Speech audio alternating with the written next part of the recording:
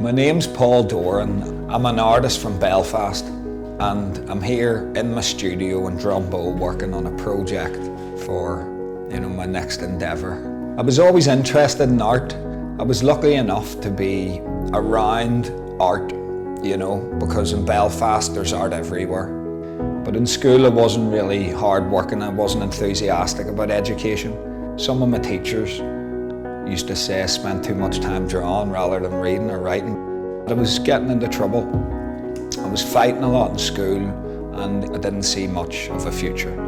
If I didn't get the opportunity to go to university and study art, which was the only thing I was going to get into in general, it was my chance in life to move forward. Art saved my life. I'm just blessed to have had the opportunity to go forward with that as a career. Well, landing in Liverpool, it was a great city for culture, and in 2008 it won the Capital of Culture, European Capital of Culture, so it's an open-minded place and it felt a bit like home because there's a lot of connections to Ireland. I was making paintings and some of them were decent, and then I went off, and it only takes you to bring it to someone or show the right person and they'll give you the steer and they'll say, look, that's shit. And that's what I suppose university gives you. It gives you that guidance, but it's an influence as well. It can be, it can be a prison for the free thinking mind too, because, what is good really? It's not just a couple of tutors or lecturers have that key.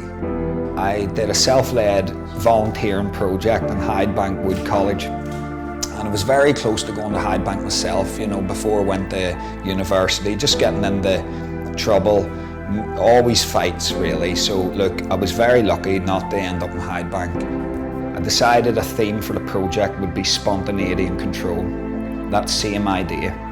So the first day I met the lads, I explained to them if you're up for working with me, this is the idea, spontaneity and control, and I made it simple for them, like you're going to the shop to get milk and you don't come home. From that, I built 10 canvases and 3 final piece canvases, which were 6 by 4 foot, so large pieces. And it's all about unlocking talent that is there. Everyone has talent, they just don't necessarily get a chance. So it was a very rewarding project. So in 2016, I says, look, I want to go to the KRM factory because I had a book of KRM's work, and started just communicating with them about art, and it was inspirational seeing where they're working, what they make, and how they work, because their work ethic is second to none. They really wanted to work with me because I'm from Belfast and I'm younger, and I said, okay, I'm going to organise a project and I'm going to invite you into it.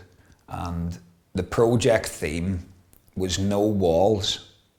It wasn't necessarily like physical walls, it's more like psychological walls between people, barriers to expression, and there's prejudice everywhere. So it's about that idea.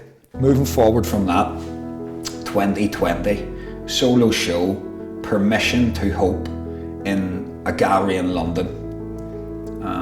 Permission to Hope was a theme that I had before the pandemic kicked in, so it was about, I suppose, the challenges of life.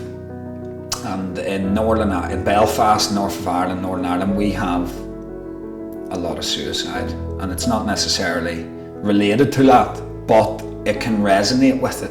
Of the new studio space in Belfast, which is fantastic. It's a brilliant place to be painting because there's not many artists that work in this establishment. It's an auction house called Ross's. It's a top tier one here. Everyone likes, the culture, the history of Ireland. It's interesting.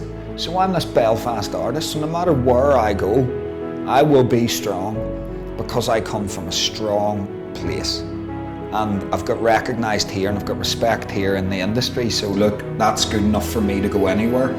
But if I hadn't studied in England and I hadn't lived in Ivory Coast and France and Dublin, it wouldn't be the same person. You need to get out and go and observe and meet different types of people and different artists.